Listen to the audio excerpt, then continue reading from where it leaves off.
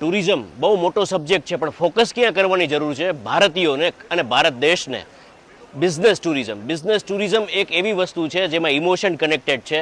એમાં તમારા ઘર, વ્યાપાર, વ્યવહાર, દેશ વિદેશને લગતા વળગતા ટ્રેડ, આ બધી વસ્તુ કનેક્ટેડ છે. જ્યાં સુધી તમારું ટુરિઝમ સાઉન્ડ નહીં હોય ને ત્યાં સુધી ફૂટફોલ ઓછો હશે.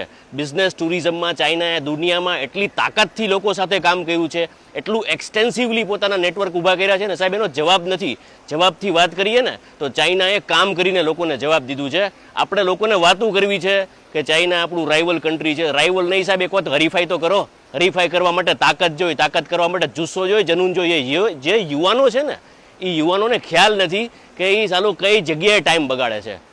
ટાઈમ બગાડશો નહીં મિત્રો. આ જમાનાનો એટલો ફાસ્ટ ચાલે છે ને કે તમારું મોમેન્ટમ છે ને 3 થી 4 મહિનામાં આવી શકે છે. કદાચ આને આ મોમેન્ટમ 1000 દિવસ ચાલ્યું ને તો તમે દુનિયામાં ક્યાંક ને ક્યાંક એક સ્કેલમાં તો આવી જ જશો. અને સ્કેલમાં આવશો ને તો એવા વ્યવહારમાં આવશો, એવા ટ્રેડમાં આવશો ને કે જેનો કોઈ ઓલ્ટરનેટિવ નથી.